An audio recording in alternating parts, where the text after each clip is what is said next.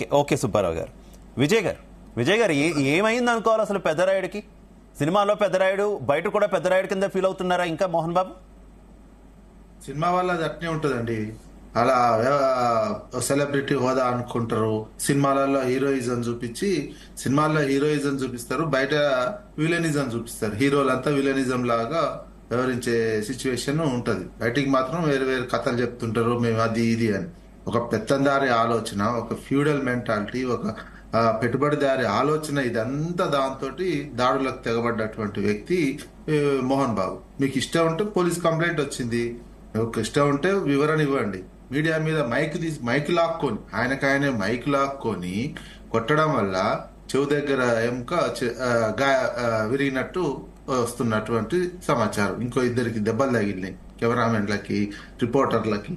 ఇది అంటే దెబ్బలు తగిలే అంత సిచ్యువేషన్. అసలు దాడి చెయ్యెత్తడమే తప్పు. నీకేంది ఒకటి డబ్బు ఉందని అహంకారం, సెలబ్రిటీ అనేది నీకు.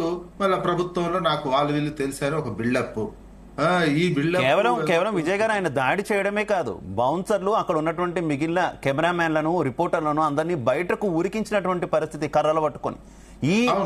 ఈ మొత్తం వ్యవహారంలో ఎంతో విలువైనటువంటి కెమెరాలు ధ్వంసమయ్యాయి, 4G కిట్లు ధ్వంసమయ్యాయి, తీవ్రమైనటువంటి గాయాల పాలయ్యారు, కెమెరామ్యాన్లు కింద పడిపోయారు, గేట్లలో కాళ్ళు ఇరుక్కొని గాయపడిన వారు చాలా మంది ఉన్నారు.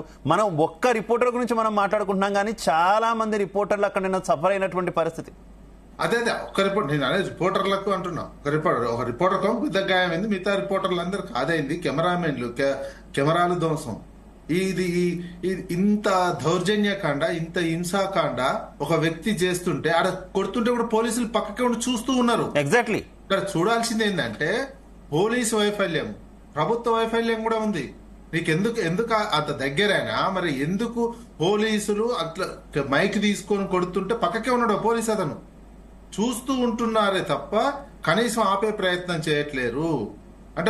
అంటే ఎంత అహంకారం. ప్రభుత్వం నాకు సపోర్ట్ ఉందనా, పోలీసులు నాకు సపోర్ట్ ఉన్నారనా, బౌన్సర్లను పెట్టుకొని శక్తి ఉంది, డబ్బులతోటి ఇంకేదైనా చేయొచ్చానా, జర్నలిస్టులను కొట్టేస్తే తర్వాత మేనేజ్మెంట్లతో ఏమైనా మాట్లాడుకోవచ్చానా, ఇవి అన్ని ప్రభుత్వం ఏమైనా ఉంటే ప్రభుత్వంతో మాట్లాడుకోవచ్చానా?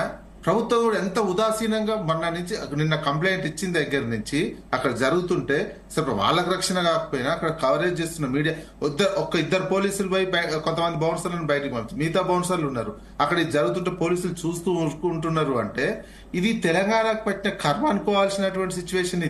ఇదేం కర్మ తెలంగాణ పెట్టినటువంటిది? ఈ వ్యవహారం సినిమాకి సంబంధించిన సెలబ్రిటీ అని చెప్పి తెలంగాణలో ఇష్టం ఉన్నట్ట, తెలంగాణలో ప్రభుత్వం ఉన్నట్ట, పోయినట్ట, కళ్ళు మూసుకొని ఉన్నదా పోలీస్ వ్యవస్థ? ఈ ఉద్దేశపూర్వకంగా వీళ్ళ ఆస్తులకు మళ్ళీ పంచాయతీ అంతా ఎక్కడ తిరుపతిలకు సంబంధించిన ఆస్తు, మన తిరుపతిలో కూడా జర్నలిస్టుల మీద చేసిన దాడి. వాళ్ళ ఆస్తుల సమస్యను బహిరంగంగా ఇంటర్నల్ గా ఉంటే ఎవడేం కవర్ చేయకపోతుండే, అసలు కాకపోతుండే.